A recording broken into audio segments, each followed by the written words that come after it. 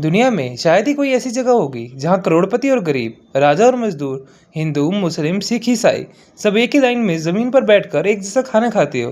लेकिन भारत में एक ऐसी परंपरा है जो कि पिछले 500 सालों से लगातार चली आ रही है। इसे कहते हैं लंगर सेवा। एक ऐसी व्यवस्था जहां कोई भूखा नहीं सोता। लेकिन सवाल तो ये है, आखिर ये लंगर प्रथा शुरू किसने की और लंगर में हमेशा नीचे बैठकर ही खाना क्यों खाया जाता है। तो आज की इस वीडियो में हम जानेंगे लंगर प्रथा का पूरा इतिहास, उसके पीछे की कहानियाँ, गुरुओं के बलिदान और वो चमत्कार जिसने पूरी दुनिया को इंसानियत का असली मतलब सिखाया। तो आज से लगभग 500 साल पहले भारत में समाज बुरी तरह से बढ़ चुका था। जाति के नाम पर इंसानों को अलग किया जाता था। ऊंची जाति के लोग नीची जाति वालों के साथ बैठकर खाना तक नहीं खाते थे। गरीबों को मंदिरों और धार्मिक जगहों में जाने की अनुमति नहीं थी। भूखे लोग सड़कों पर मर जाते थे और धर्म धीरे धीरे इंसानियत से दूर होता जा रहा था। और उसी समय यानी कि 1469 में पंजाब की धरती पर जन्म हुआ एक ऐसे महान संत का जिन्होंने दुनिया को बराबरी का मतलब समझाया, और उनका नाम था गुरु नानक देव जी। एक दिन गुरु नानक देव जी के पिता ने उन्हें 20 रुपये दिए और कहा कि जाओ और कोई अच्छा व्यापार करके आओ। लेकिन रास्ते में गुरु नानक देव जी ने कुछ भूखे साधुओं को देखा। वे कई दिनों से भूखे थे। तब गुरु नानक देव जी ने उन 20 रुपयों से खाना खरीदकर सभी भूखों को खाना खिला दिया। जब पिता ने पूछा कि क्या व्यापार करके आए हो, तब गुरु जी ने कहा कि भूखों को खाना खिलाने से बड़ा कोई सौदा नहीं, यही सच्चा सौदा है। और यहीं से शुरू हुई लंगर की सोच। लेकिन आगे जो हुआ उसने इतिहास बदल दिया। गुरु नानक देव जी ने करतारपुर साहिब में पहली बार सभी लोगों के लिए सामूहिक भोजन की शुरुआत की। कोई छोटा नहीं, कोई बड़ा नहीं, सब बराबर, सब एक साथ, सब जमीन पर बैठकर खाएंगे। और यही थी पंगत। लेकिन अभी तो सबसे बड़ा सवाल बाकी है कि लंगर में नीचे बैठकर ही खाना क्यों खाया जाता है। इसके पीछे सिर्फ परंपरा नहीं, एक बहुत ही गहरा संदेश छिपा है। तो जब इंसान जमीन पर बैठता है तो उसका अहंकार टूटता है। चाहे वह करोड़पति हो या कोई राजा, जमीन पर बैठकर सब बराबर हो जाते हैं। सिख धर्म में सबसे बड़ा दुश्मन अहंकार माना गया है, और पंगत इंसान के अंदर से वही अहंकार निकालती है। यहाँ खाना सिर्फ खाने के लिए नहीं होता, यह सेवा होती है। कोई रोटी बनाता है तो कोई बर्तन धोता है, कोई पानी पिलाता है। हर इंसान दूसरों की सेवा करता है।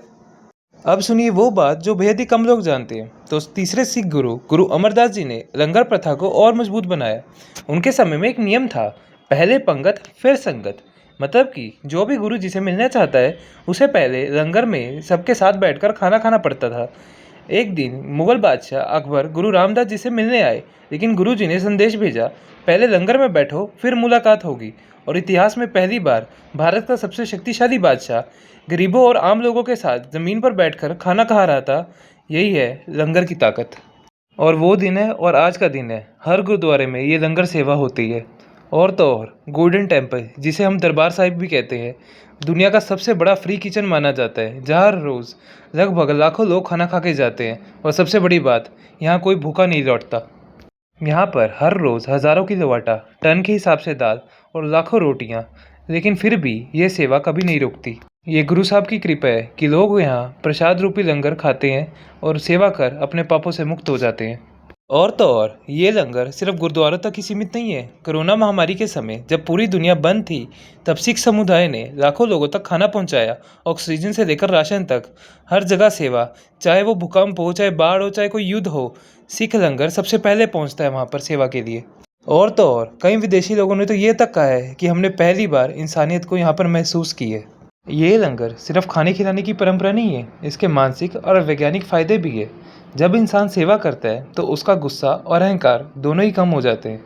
लंगर लोगों को एकजुट करता है। जो इंसान रोज़ खाना वेस्ट करता है उसे यहाँ खाने की कीमत समझ आती है। सेवा करने से मन शांत होता है। इसलिए कई लोग कहते हैं कि लंगर में सेवा करके अलग ही सुकून मिलता है। आज केवल भारत में ही नहीं बल्कि कनाडा, अमेरिका, यूके, ऑस्ट्रेलिया, हर जगह गुरुद्वारों में लंगर चलता है। यह सिर्फ सिख धर्म की परंपरा नहीं, बल्कि यह इंसानियत का संदेश है। दुनिया बदल गई, राजे बदल गए, सरकारें बदल गई, लेकिन 500 साल बाद भी लंगर आज भी चला आ रहा है। क्योंकि ये सिर्फ खाना नहीं, यह प्यार है, बराबरी है, सेवा है और इंसानियत है। अगर आपको लगता है कि दुनिया में इंसानियत अभी भी जिंदा है तो इस वीडियो को ज़्यादा से ज़्यादा शेयर करें और कमेंट में लिखिए, वाहेगुरु जी का खालसा, वाहेगुरु जी की फतेह। अगर वीडियो अच्छी लगे तो वीडियो को लाइक कीजिएगा और चैनल को सब्सक्राइब कीजिएगा।